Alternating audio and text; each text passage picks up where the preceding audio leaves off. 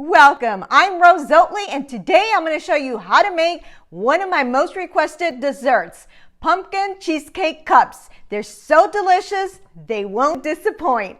Let's get started. For your crust, you'll need 2 packages of family-sized graham crackers. I like to use the HoneyMaid brand, but you could use whatever you have. Add both packages to a food processor.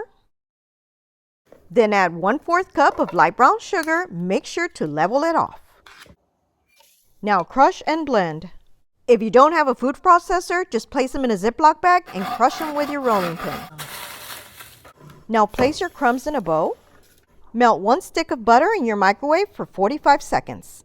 Mix everything together until you have a crumbly mixture.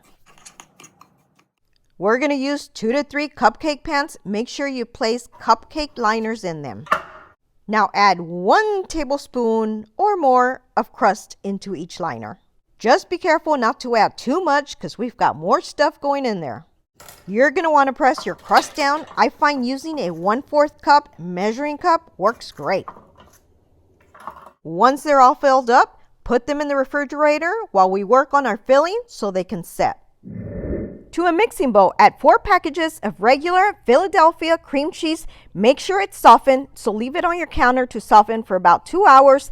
And make sure it's not low fat, otherwise it won't work. Next, add 2 teaspoons of vanilla extract. So good. Add 1/4 teaspoon of sea salt. Add 1 1/2 cups of granulated sugar. Make sure you level it off. You could either use a level like this one here, or you can use your finger or a knife. This will guarantee that you get the correct measurements for your recipe. Now let's bring it to our mixer. You want to start at low speed, making sure everything gets mixed together.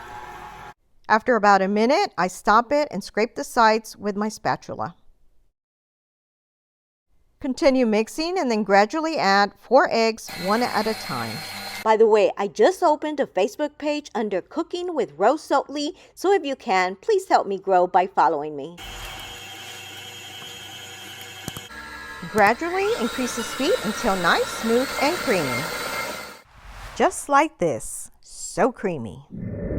Grab your cupcake pans from the fridge. Now we're ready to add our mixture. Add about 1 tablespoon in each cup. When you add it in there, just add it in the center. Don't try and spread it with your spoon. I'll show you how to spread it in just a bit. We want to make sure that when we place our next layers that they're as clean as possible. To spread, slightly shake it and tap it.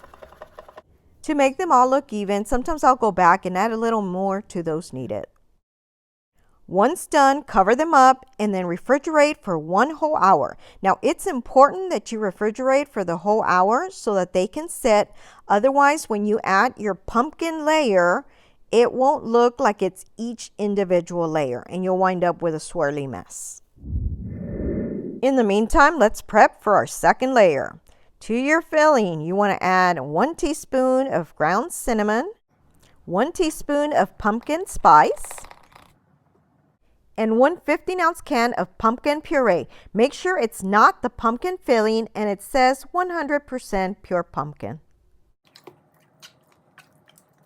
Then mix until well blended. Once mixed, cover and refrigerate. 1 hour later and we're ready to add our second layer. Let's give this a quick mix first. Let's add our second layer. Now we will be adding a strudel topping in a little while, so just leave a little bit of room for that. All my pans are filled. Today I'm using 2 regular sized cupcake pans and 1 mini cupcake pan, but you could do 3 cupcake pans, whatever you prefer.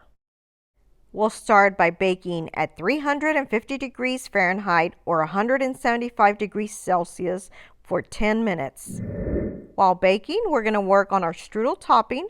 You're going to add 1 cup of all-purpose flour, 1 cup of light brown sugar, 1 teaspoon of cinnamon, 2 teaspoons of vanilla extract. Then you're going to need 1 stick of softened butter. It must be softened. I left mine on the counter for about 2 hours. You want to cut it in half and then into cubes and add it to your bowl. Now we're about to get messy here. Make sure all your rings are off, your hands are clean, because we're going to start mixing this with our hands. I think it works best when you do it with your hands. You want to break up the butter, mixing it with the flour and the rest of your ingredients, making it look like a strudel topping. It'll look a little chunky.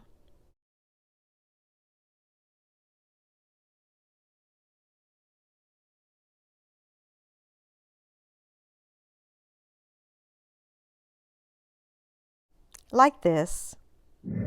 After 10 minutes of baking, you want to add your strudel topping. Make sure each one is covered with a topping, giving it a nice layer. Once done, you want to continue baking them for an additional 30 to 35 minutes at 350 degrees. That makes the complete baking time a total of 40 to 45 minutes. They just came out of the oven and I wanted to show you what they look like. Now you want to let them cool off. You will notice that they may sink a little bit in the center, so don't be shocked about that. We'll fill that space with something after. After they cool off, refrigerate overnight or at least for 6 hours so everything sets correctly. It's the next day. Using a knife, pop these babies out. Before plating, I like to remove the wrapper so both layers are visible.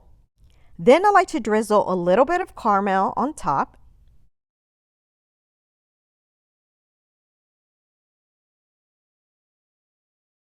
Add a little bit of whipped cream in the center. You could do homemade or store-bought.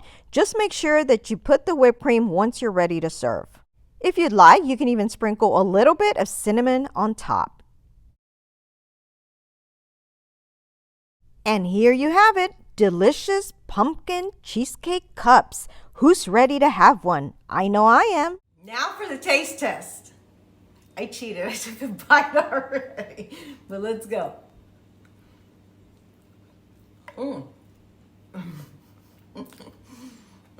So good. It's like a party in your mouth. Thanks for watching. I hope you enjoyed this video. Please share with friends. If you haven't already subscribed, please be sure to do so below or hit my little picture on the side. Also, don't forget to hit the little bell to get notified of all of my new videos. And please be sure to check out these links on the side. Share with your friends. Thanks for watching and your support.